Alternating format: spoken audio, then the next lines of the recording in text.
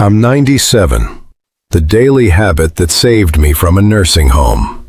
I'm 97 years old, and I'm still living in my own home. I wake up in my own bed, make my own coffee, walk through my own kitchen, and at the end of the day, I still know that the decisions about my life belong to me. I'm not telling you this because I think I'm special. I'm telling you because I have watched too many people lose their independence long before they realized it was happening. And if you are getting older, there is something I want you to understand while you still have time to do something about it. Losing your independence usually does not happen all at once. It happens quietly. You stop going somewhere because it feels like too much trouble. You let somebody else make a decision because it is easier. You stop calling people. You stop doing things because you tell yourself you are too old now.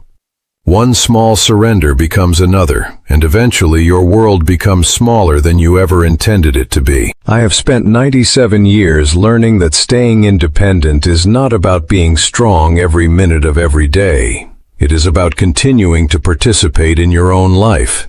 So let me tell you about 5 habits that have helped me stay in my own home. And I want to start with the 5th one, because I believe it is the one people overlook the most.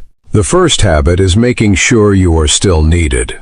Now, when I say needed, I don't mean famous or important or responsible for some enormous task. I mean having at least one person, one animal, one neighbor, one friend, or one small responsibility that gives you a reason to get up in the morning. I learned this lesson after watching a man who lived a few houses away from me lose his wife. Before she died, he had a purpose every morning. He helped her with little things. He drove her to appointments. He made breakfast. He knew somebody was waiting for him. After she was gone, nobody depended on him anymore. At first, he seemed fine. He stayed home more often. He watched television. He slept later. He stopped shaving every morning. Then he stopped going to the store. Then he stopped talking to neighbors. Within a year, he seemed 20 years older. His body was not the only thing that changed. His reason for taking care of himself seemed to disappear. That experience stayed with me. I realized that when you feel needed, even in a very small way, you have a reason to keep showing up.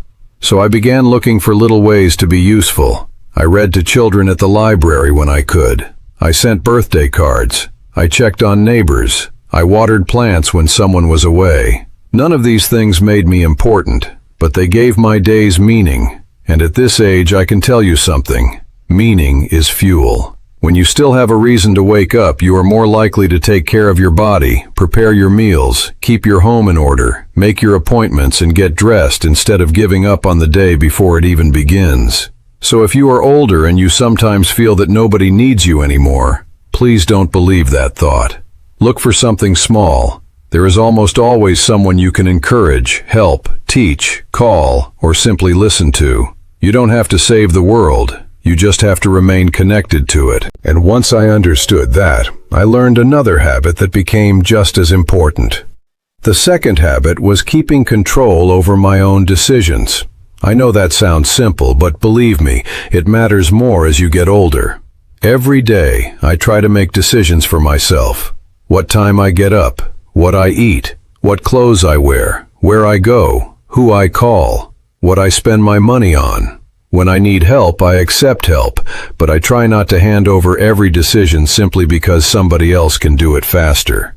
There is a difference between accepting assistance and surrendering your life. I learned that from my older brother. When he became less energetic, the people around him wanted to help, and their intentions were good. At first, they chose his meals because it was easier. Then they started arranging his appointments. Then they decided when he should go places and what he should do during the day. Slowly, he stopped making decisions because everyone else was already making them for him. Eventually, he became dependent, not only because he needed physical assistance, but because he had stopped practicing the habit of deciding. That frightened me. It taught me that independence is like a muscle. If you never use it, it becomes weaker. So even now, I make choices for myself. They may be small choices, but they are still mine, and I encourage you to do the same. If your family wants to help, let them help. If your children want to make life easier for you, appreciate their love. But whenever you can safely do something yourself, keep doing it. Don't give away a responsibility simply because someone else can carry it. There will come a day when you may genuinely need more help, and there is nothing shameful about that. But until that day comes, stay involved, stay responsible, stay the author of your own life. Because once you become comfortable being a passenger, it can become very difficult to take the wheel again. And that brings me to the third habit, the habit I have practiced almost every day for decades. I leave the house. I don't mean I go on long walks or travel somewhere exciting. At 97, I have no interest in proving anything to anybody. Sometimes I simply step outside and stand there for a few minutes. Sometimes I walk to the mailbox. Sometimes I go to the corner store. Sometimes I sit outside and talk with a neighbor. The distance doesn't matter nearly as much as the decision to go. I learned early that staying inside all day can slowly become a habit. And once it becomes a habit, the outside world can begin to feel unfamiliar. You tell yourself, I'll go tomorrow. Then tomorrow comes and you say, I'm tired today. Then the weather becomes an excuse. Then your legs don't feel as steady. Then you become nervous about walking outside. Before you know it, something that once felt completely normal starts feeling impossible. I watched this happen to people I cared about. They didn't suddenly lose their independence. They gradually stopped using the abilities they still had. And when you stop using something for long enough, you may discover that getting it back is much harder than keeping it in the first place. So I made a simple rule for myself. If I am physically able to get outside safely, I do it. I don't need a destination. I don't need perfect weather. I don't need to feel energetic. I just need to remind myself that I am still part of the world outside these four walls. And there is something else that happens when you step outside. You see people. You hear voices. You notice the weather. You use your balance. You move your legs. You make little decisions. You remember that life is still happening. At my age, those little reminders mean more to me than I can explain. So please don't wait until you feel strong enough to go outside. Within your own abilities and with whatever support you safely need, keep finding reasons to step beyond your front door. Because staying independent isn't about never needing help. It is about continuing to use what you have for as long as you reasonably can. And once I understood the importance of staying active in the world around me, I realized there was another thing I had to do before life forced me to learn it the hard way. That was preparing for the day when I would not be as strong as I am today. I didn't want to wait for a crisis to make decisions for me, so while I was still capable, I began thinking ahead. I looked around my home and asked myself what could become difficult someday. I kept important papers organized. I paid attention to my finances. I made my wishes clear to the people I trusted. I thought about what kind of help I might need if my balance, memory, or strength changed. None of this was pleasant to think about. But getting older doesn't become easier because we refuse to talk about it. Life doesn't ask whether you are ready before it changes. One fall, one illness, or one difficult season can suddenly make ordinary things much harder. I wanted my future self to have options, so I prepared while I still had them. And that is something I hope you will remember because there is still another habit that has carried me through all these years, and in some ways, it may be the simplest one of all. It has to do with something we all need, no matter how old we become. Another human voice, another conversation, another reminder that we are not living this life alone. And that brings me to the last habit, something so simple that many people underestimate its importance. I make sure I speak to another human being every single day. Not just sending a message, not just looking at something on a screen. I mean hearing a real voice and letting another person hear mine. It can be a 5-minute conversation. It can be a neighbor asking how my morning is going. It can be a cashier at the store, someone at the library, an old friend on the telephone, or a family member checking in. It doesn't have to be a deep conversation. What matters is that I stay connected to other people. After my wife passed away, I learned how powerful silence can become.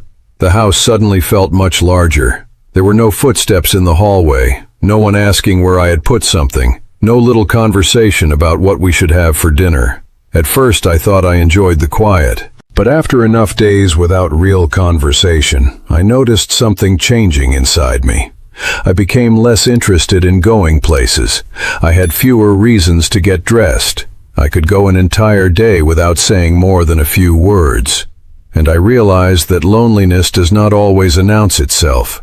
Sometimes it simply makes your world quieter and smaller. That's why I made myself keep talking. Even on days when I didn't particularly feel like it, I would find somebody to speak with. And every time I did, I felt a little more connected to life.